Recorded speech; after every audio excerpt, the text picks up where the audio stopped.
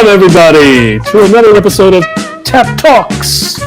I'm Bob Bowles, the co-artistic director of the Third Avenue Playhouse, and this other guy is... I'm James. I'm the other artistic director of the Third Avenue Playhouse, along with Bory Bob Bowles over there. Hi. It actually got a little bit better just now. Well, yeah. Yeah, well, you know, my star shines. But our special guest star today is the lovely and talented Bradley Halverson. Everybody applause, say hello.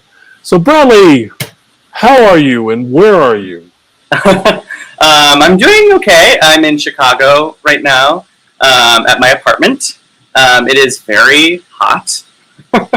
Yes. To not just like sweat up a storm. And how do you spend your days these days? Well, I mean, I do have a day job that I kept throughout the quarantine. I was working from home for a couple months, but I am now back at the office. So I was there today. Not a long time. Luckily, yeah, it's a little bit lax, kind of when I get there and when I leave, but I do have to go in most days. But so I was there earlier today and got back here like maybe an hour ago. Yeah. How's the environment? Is it safe? Well, who's to say, really, what is safe? The truth. You mean in the office specifically? Yeah. It's fairly safe. I mean, our office doesn't have a ton of people, and we're the only company within our office building that is back.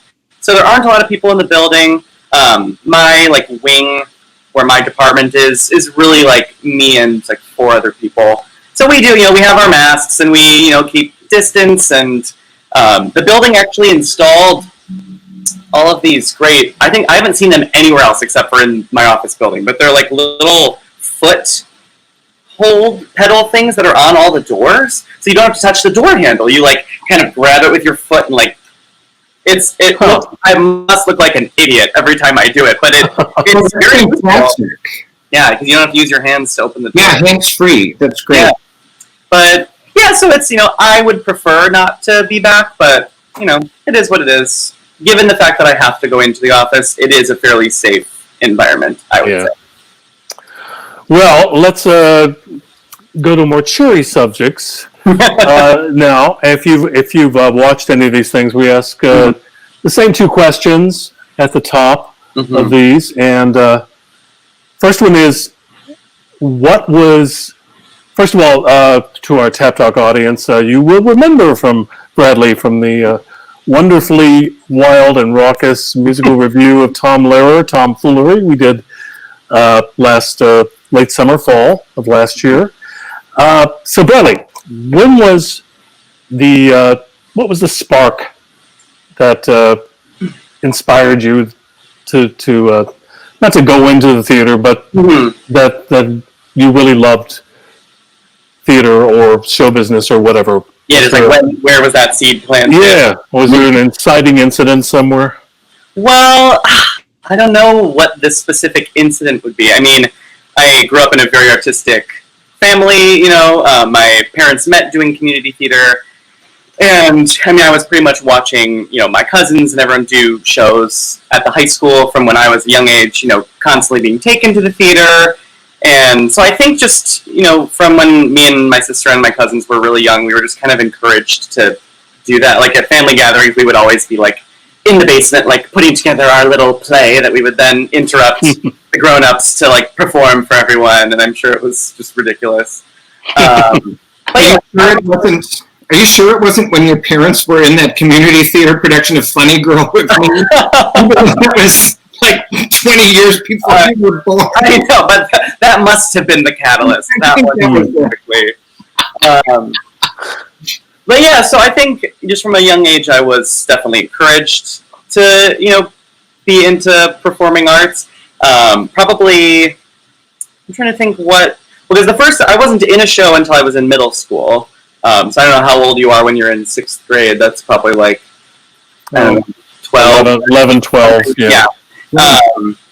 But I remember in elementary school, I don't remember what grade it was, maybe 3rd or 4th grade, I remember one of the other classes in my grade they got, like, their teacher put together this thing where they all got to perform a play, and I wasn't in that class, and I was just very upset about this, not being able to do it. So I know that from elementary school I had a desire to be on stage, but middle school was the first time I really got to go do that. And when did you decide you wanted to go further with this? That you wanted to actually do this professionally? Let's see. I mean, it would have been at some point in high school. I feel like, I don't know, I feel like you don't really start to think about what you're going to go for in college until maybe like your junior year. And I think that was, right around the time when I saw some of my peers, like a couple of years ahead of me, like going to college for theater and, like looking at the different programs that they were going to and like what the kinds of things they were doing.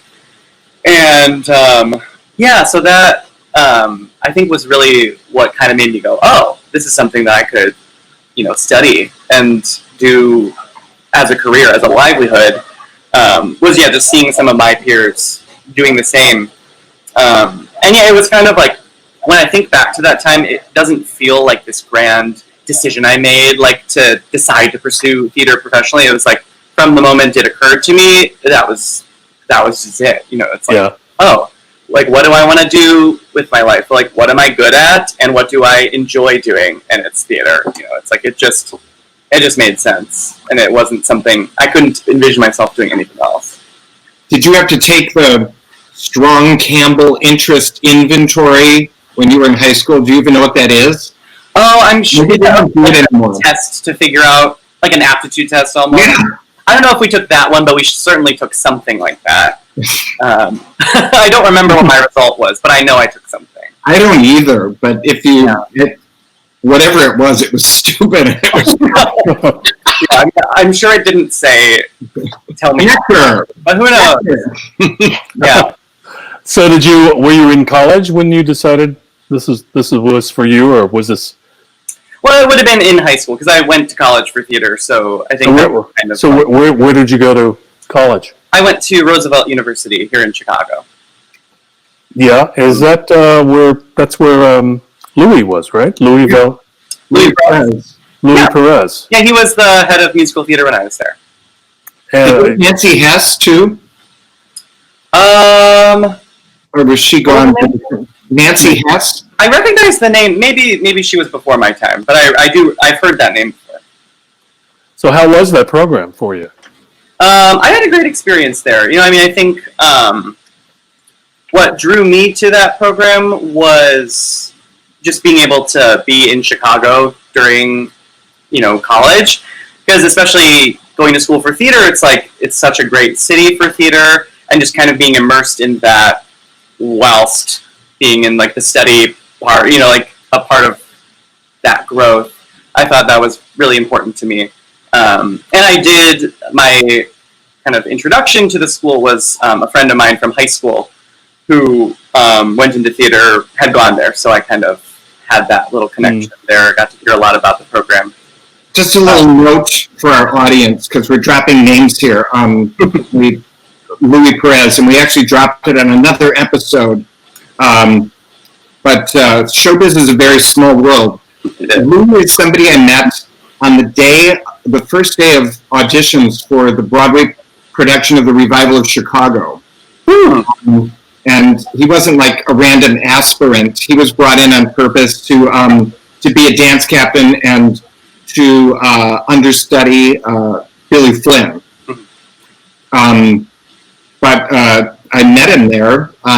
He had his audition. I played for him. There was a 10-minute break, and we both were outside in front of the rehearsal hall where these auditions were, and we just struck up a conversation. We were very fast, very good friends. So I've known Louis for, 20 years. And, oh my gosh, I had no idea that you knew each other. That's crazy. Oh, goodness. Yeah, he choreographed, for what it's worth. I mean, he did a wonderful job. There wasn't much choreography to do, but what there was, he did beautifully. Choreographed the Spitfire Grill, both in its first premiere in New Jersey and the off-Broadway production of Playwrights Horizons. Right. So we go way back, and he's in Florida. He's not a Midwest guy. He's a Florida Cuban guy. Yeah.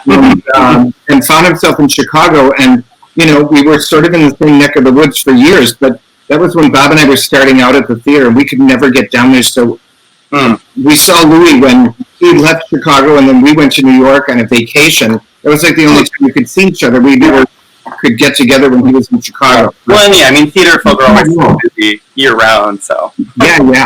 Yeah, but It's show business is a small town. Yeah. So we asked Louis about a number of his students, and so far we've hired 2 and seriously looked at several. But it's great to have that connection. Yeah. And we do love the emerging professional performers. Yeah. So what did you do right after college? When did you graduate? What year did you graduate? I graduated in 2015.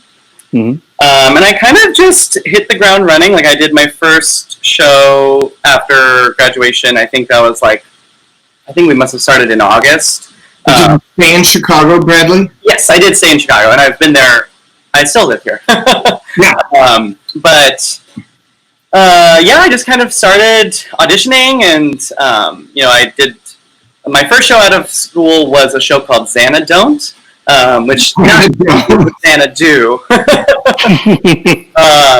But that show, that was my first show out of school, and that was one of my favorite roles I've played.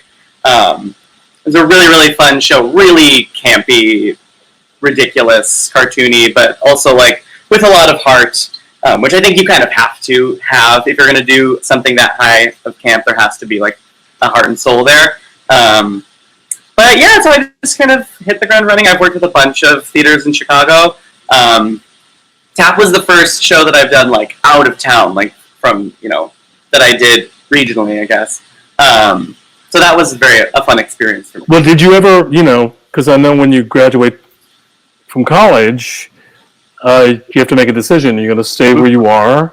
You're going to go to New York. You're going to go to Los Angeles or somewhere else. Were you always convinced you wanted to stay in Chicago, or? Yeah, I was pretty comfortable staying in Chicago. I wouldn't say, I definitely, a lot of my peers have that New York City bug.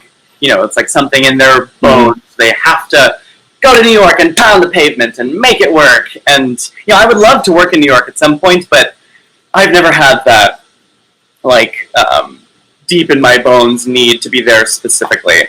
And I think just being in college, learning more about the business and about the union, I think I've always sort of viewed New York as okay, once I join the union, I'll kind of reassess going to New York. Because going to New York as a non-union actor is tough. And, some people are, built to, work a crazy day job and get up at 5 a.m. and sit at the audition all day hoping to get seen and doing that every day and that's great, and I am not one of those people. If I were to have gone to New York right after college, I think I would have burnt out. I don't think that would have been the right choice for me.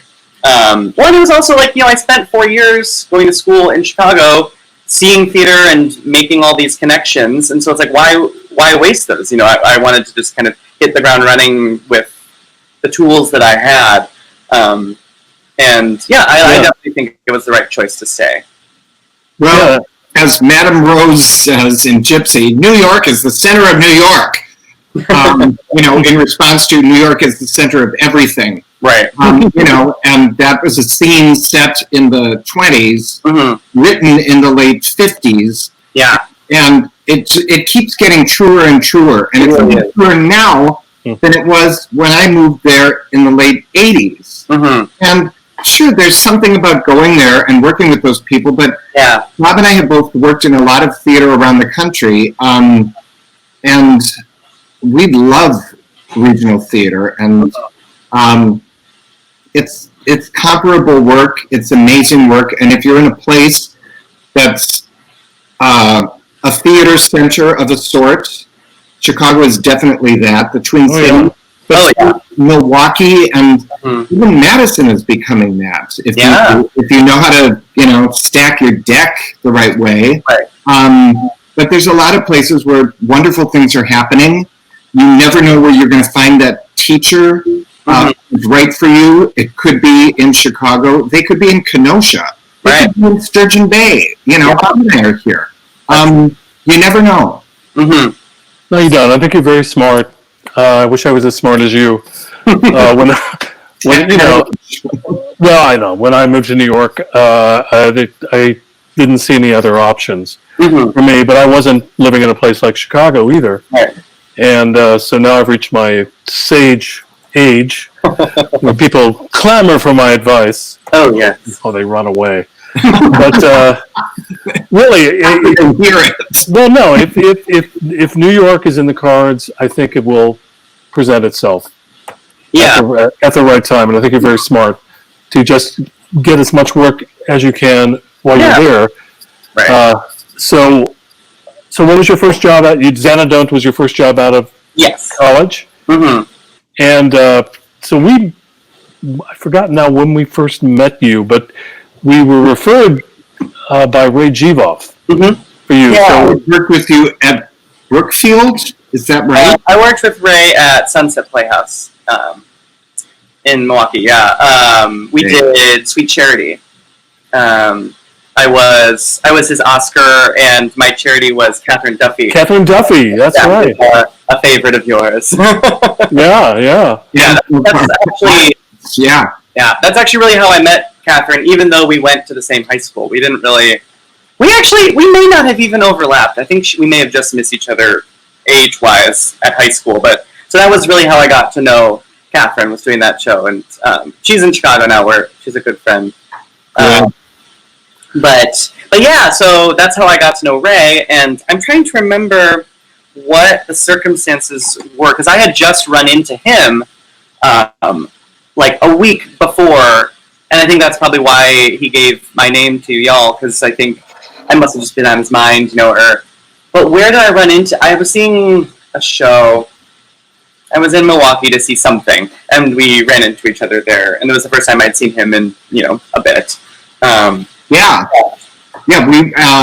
We used Ray Jivoff, Michael Wright, Bill Tyson, Joanna Ponasek, other people in Milwaukee, Kurt Ullman and Bill Lavonis for casting suggestions. Yeah. Milwaukee is a great pool for us, but like I said, I couldn't get down to see an old friend of mine in Chicago over the course of years. Right. So, it's hard for us to really keep up, but we know there's some great talent there, and every once in a while we do get to see a show. Anyway, we were looking for an actor to play Archie in the Hit-a-Bell, Shin Bonelli, and I remember you came up from Chicago.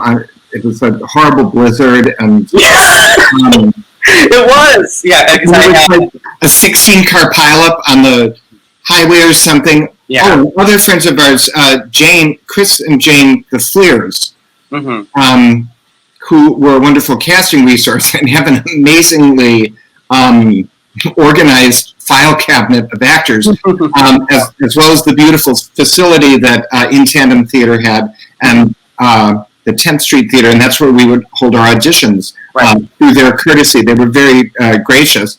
So Bob and I just, I think we were going back up to Sturgeon Bay after your audition, and we just, with Jane, Chris, can we just camp here until Bradley gets here? And they said, yeah, whatever. So we just waited for you, and you came in and you were wonderful. And of course we could have cast you, but we didn't.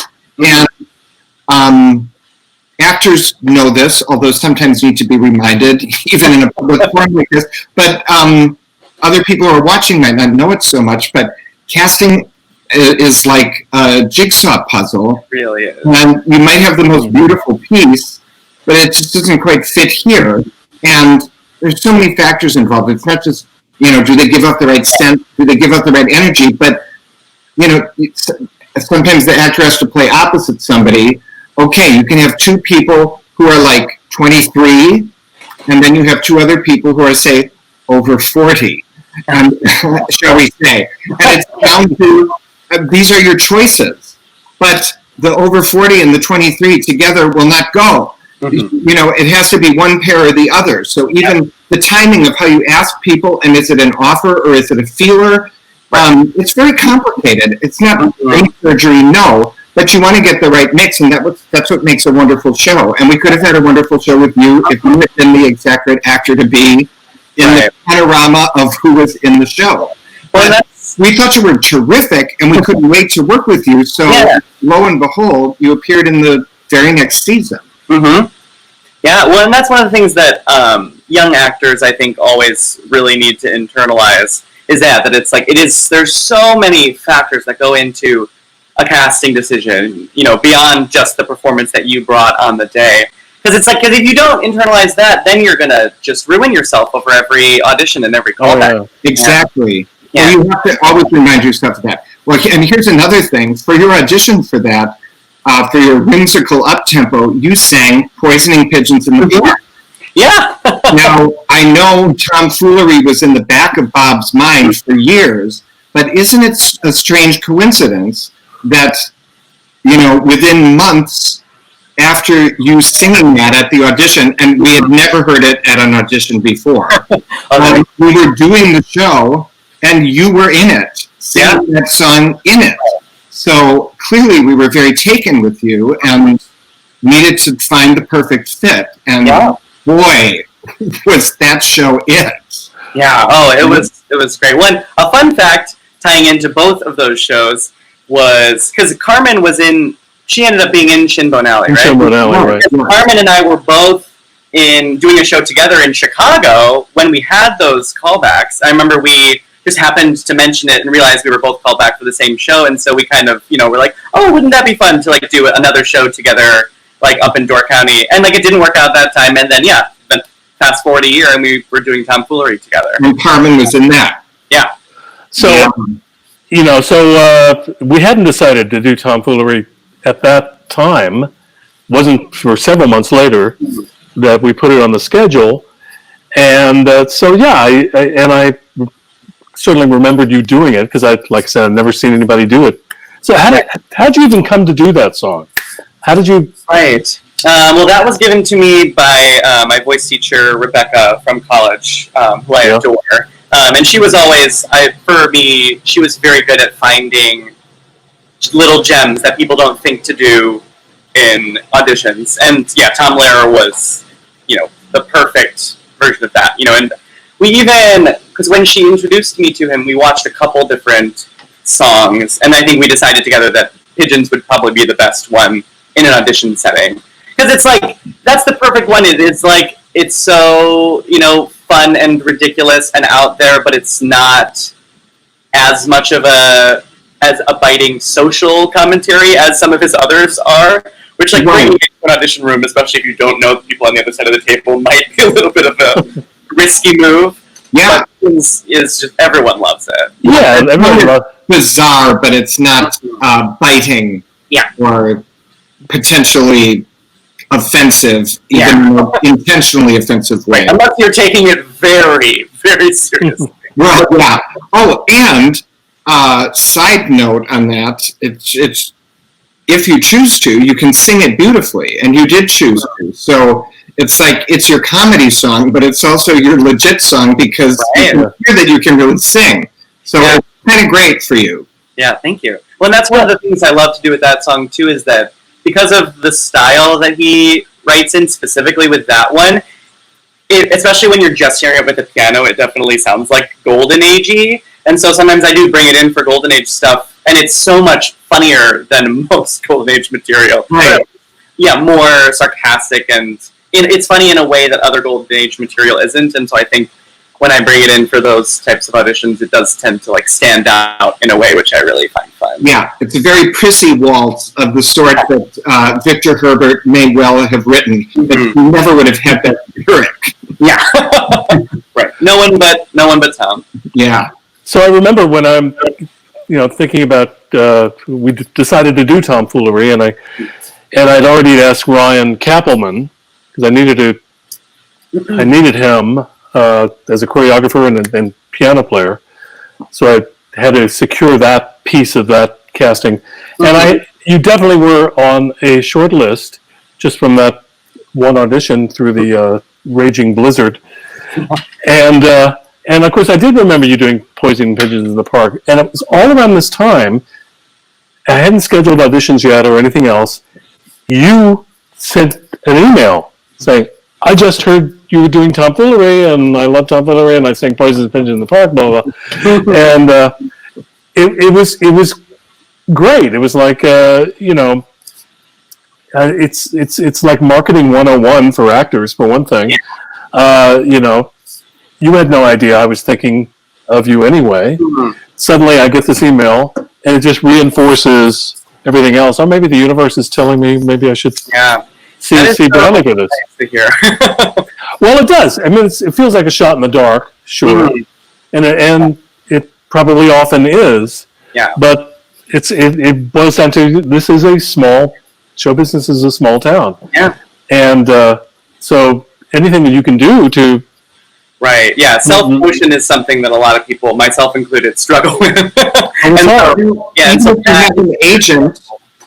you have an agent, you're a small business, and you're the proprietor and the product. Exactly. So you have to. Mm-hmm. You gotta. Yeah. So, once we, had Joel Kapishke lined up and Carmen, I forget the exact order of things, but, I need at least for the two, you and Joel, I just needed a yin and yang Yeah. for you and Joel. Uh-huh. And then it just worked out beautifully. The four of you together were just magical. It really turned into a really special group. Yeah. Do you have any favorite moments? I know we talked about it in our cast reunion a bit. Anything you particularly enjoyed doing in that show? Oh my gosh. I mean all of it. That was the type of show which is one of the best kinds where it was really just a ride from start to finish. There were very few, well, if any, there really weren't any moments on stage when I felt like bored or there were no moments when anytime I was off stage, even if I was, frantically changing into a new costume or whatever, I was always like really glued into what was happening because I loved listening to everyone and seeing how the audience responded, and it really just was a treat the whole way.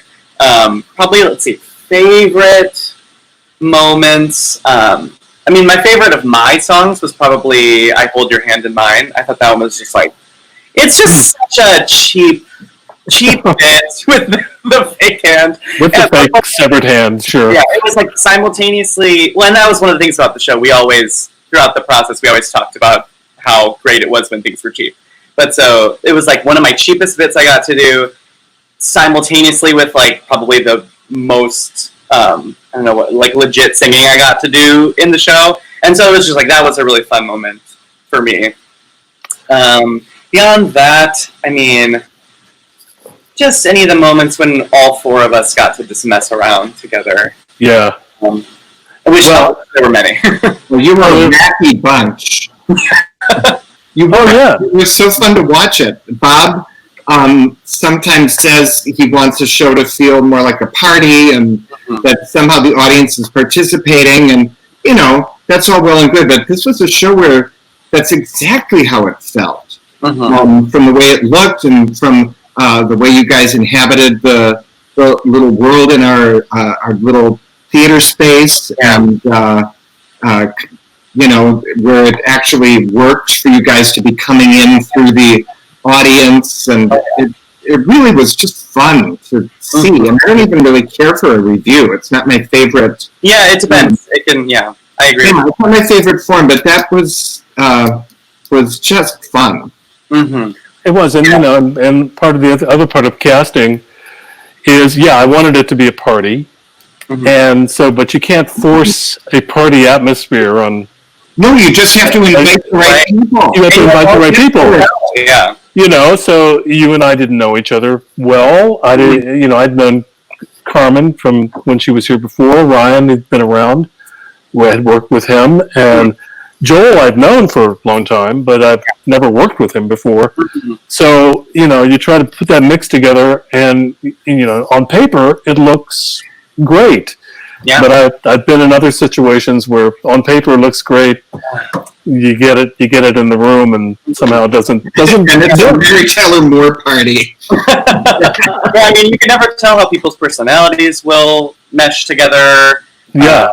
and especially in a situation like TAP, where like, we're all four of us were there out of town. We didn't live there, and so we kind of like, if we wanted to go out and be social, we really just had each other. We did all the time. I mean, that group really, became close fast. Yeah, and that you could feel that from the performances and the reaction from the audiences every night. So it was really a joyous experience for me. And I usually don't watch every single performance. Yeah, most things I said that at the reunion. I didn't see every single performance of this from beginning to end, but I was always drawn to something. I mean, I think I saw at least half of them. And then I got to stay away for a night or two. Then I'd hear, you singing something or Carmen or Joel or whatever, and you'd always draw me back in. So we were in the lobby making plans, talking about something, and don't just mean shooting the breeze, but talking about something, and Bob would say, "Oh, I want to go in and hear this number," and he wouldn't come back until it was over. Well, because you see that number, you got to see the next one. Right, they all flow right together. Oh, please! So it was just a marvelous experience, and one that we will have again with other things. Wait, and you played the drums. Oh yeah, he played the drums. Which, I asked Carmen to bring drums up because Carmen plays the drums, and then Carmen ends up playing no drums, and then you raise your hand one day and say, "Oh, I play drums." Yeah, and I played percussion in school for 8 years. Yeah, had no idea. Yeah. Oh, and you were great. I told Carmen, I didn't know this was happening because I wasn't in too many rehearsals, but I came into them and I see you pick up these drumsticks. I'm thinking, oh, he'll ham and egg his way through it. He'll some little bit, yeah. Yeah, he's going to do something.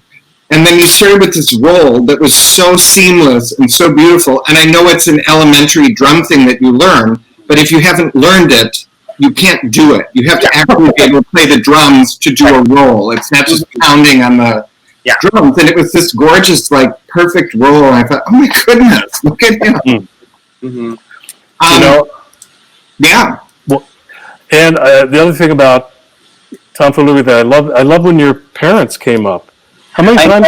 Well, my parents came up quite a few times. Quite a few times and brought people and. Yeah, well, because my family, they live in Milwaukee, and my whole extended family comes to Door County once every summer. Not this summer, but usually once every summer to have a little week together with the whole extended family. So Door County has always been kind of a haven, a happy place for me and for my family. And so when they found out I was doing a show in Door County, it was just like, wow, more to go up, Oh, you couldn't have any better cheerleaders. Yeah, truly. Than this bring up different group of people. Yeah. Yeah. It was really wonderful. Great. I, of course, especially liked the week that they brought up the old Polaroids and snapshots. Yes, yeah. Making that connection with you was really fun too. Funny Girl. Oh, yeah, that was really fun. That we did that show together in the 80s. Yeah. In Milwaukee. My goodness. So, yeah, we loved you in that show, and we adored having you around, and knew that you liked being in the door, a happy place for you, as you said. Mm-hmm. Yeah. So we did our best to get you back up here for this summer, for Anyone Can Whistle, because there were a couple things in the show I thought that that you would just, eat up and be great in. But again, more for our audience's sake than for us, sometimes it just doesn't work out. There were work issues, and there was still the possibility that you could have done it, but there wasn't. You didn't have the ability to commit when we really kind of needed to have things firmed up. Right. And sometimes that happens too. And it was very sad. I don't want to say it was heartbreaking, because hearts break over other things, but disappointing. It was. No, I really. It's one of the things that I have found kind of it's, at times it can be a little bit depressing, but also just kind of you have to just look at it and laugh. It's all the things. like all the time I spent trying to jigsaw puzzle figure out how I could make taking that contract work. It's like, oh, could I get a rental car? How long can I take off of work? How do I do this? How do I do this? And then it's like the show isn't even happening. And like other contracts, like since then it was like, oh, I've got this show lined up. But then, like, oh, do I take the audition and the callback for this other show that might be a little bit and all this stuff? And like, none of those shows are happening. It's just it's very interesting. But I think I'm kind of taking it as a lesson of like just being able to brush it off and nothing. What it seems really really crazy in the moment, and nothing's a given. You never know what's going to happen. And you know what? When we come back from this, I have a feeling that all of us, even the most agitated amongst us, are going to be able to roll with things a little easier because, and you learn it over life, and I learn it more and more all the time. But, and I want to say everything's disappointing, but you have to roll with things, and there are factors out of your control when you go to New York. It's very few people are in a position of making decisions. You're at their mercy. Now, we are making the decisions. We're out here, but we're running the theater, but we couldn't make this decision. This was made for us. Even if you're running it, there are factors that are out of your control, and you just kind of got to roll with it. Well, speaking of that, when all of this current stuff hit the fan, I know we were in rehearsal for something, and you were working on something as well. Yeah. What were you doing? So I was in the middle of rehearsals for a play, a very experimental play. It had only been mounted once before. It's called "I Promised Myself to Live Faster." It's kind of it's very out there, like space. It's very very queer forward space extravaganza, very much like, I don't know, Rocky Horror meets Hitchhiker's Guide to the Galaxy type. Like outer space, you mean? Yeah, yes, outer space. But yeah, so that was a really fun process. The show is obviously not happening anymore. We did because when the shutdown happened, we were still in rehearsals. We had been in rehearsals for maybe a week or maybe 2 weeks. It's kind of fuzzy now, but at that point, everyone was like, "Oh, we're gonna have a citywide shutdown," and we were kind of expecting like 2 weeks, maybe 3 weeks. And so we kept rehearsing. We rehearsed through Zoom. We did several read-throughs, and then we actually blocked the show all on Zoom, which was crazy, very strange experience. Wait, am I frozen in this scene, or am I frozen on Zoom? I know that did happen once in a while. It'd be like, it's your line. And then it's like, they're not responding, and they're like, I think we lost them. But yeah, the director sent us their, copious blocking notes and whatever, and so then you would have this, sea of screens, and everyone's, in their living room, with their funny little mock setup of the sets, walking around. It was definitely something that I'm glad we did it. It was definitely something I'll never forget, but it wasn't the same feeling as actually doing a show and putting it on its feet together. No. But yeah, so we kind of decided, we were as a group, we were sort of whether the show ends up being delayed or, canceled entirely and put, in another season or whatever happens to it, it was the further we can get in the rehearsal process before having to jump ship, the easier it will be to jump back in. Sure. At that point. And so I think we got there, whether the show happens, I don't know when theater will happen again, but whether it happens next year or in a future season or wherever it ends up happening, we really just have to jump back in, and I think we only have a couple, maybe 2 weeks worth before we can get it on its feet, so who knows, Yeah, But it was very, in some ways, looking back on it now, knowing that the show didn't even happen, it's was it worth it to do all of that, when it kind of didn't really amount to anything? But I think it was, especially at the start of quarantine, that was really helpful for me to have a creative commitment still, and to be able to connect to people in that way was, I think, really helpful for my sanity. Yeah, I bet. Yeah, I know, but it's still heartbreaking, and you put all that work into it, and looking forward to it, and then have the rug just pulled out from under you. Yeah. So when was that exactly? How long ago was that? What is time? I know. Weeks and days. Fluid. Together.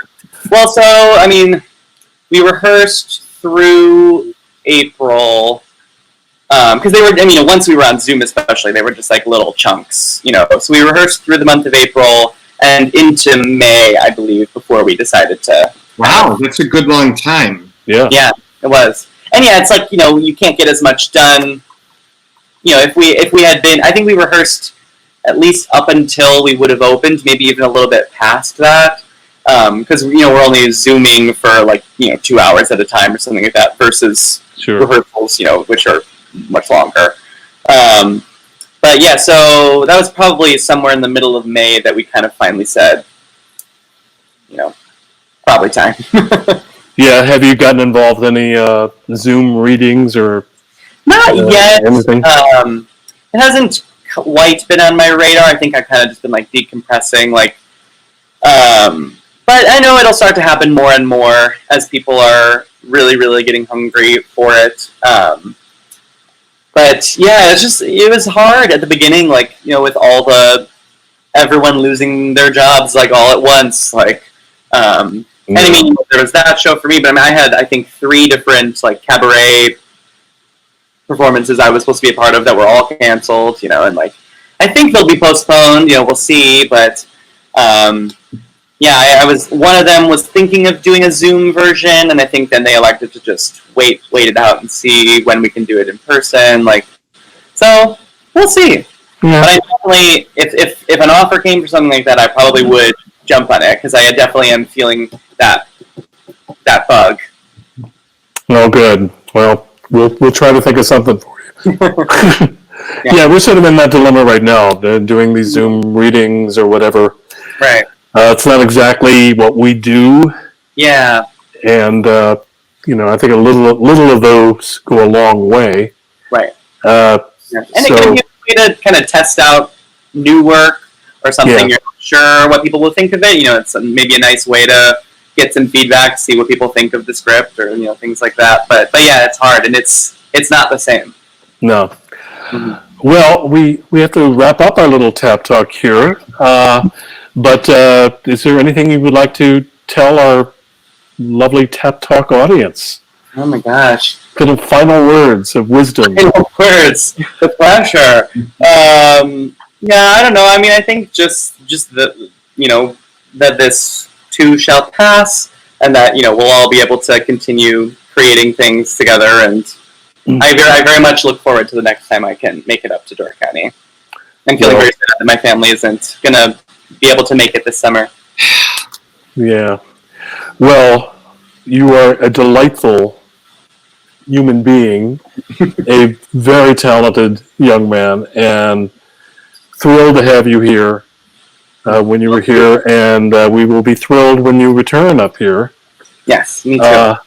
So you were on our list of company members. We contribute. Anyone who's worked up here has now joined our company. Right. So yeah. you are now a member of the TAP company family.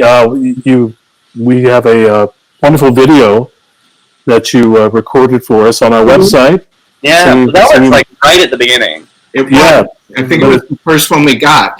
Mm-hmm. Yeah, one of the first, if not the. So everybody check this out. It's one of my favorite Sondheim songs. In fact, I sang that song in the review. Yeah, one of the Sondheim reviews. Yeah. Well, side by side by Sondheim. It was the only one they had then. Yeah, it's the only one. Since I've grown too many. But Peruvian era. And you have a website or something where people I do. Yeah, BradleyHalverson.com. It needs some work, but but Yeah, I know. You can get some lovely video performances, including poisoning pigeons in the park. Yeah. So check those out. And thank you, Bradley, for doing this. Yeah. I miss Thank you. I miss wish- you. Yeah, I wish we could pop on down to Chicago. Yeah. But we will. We will. Yeah. Yeah. Well, We'll get there. okay. Well, you take care, my friend, and wave goodbye to the people. Goodbye. And until Bob says so long, until next time.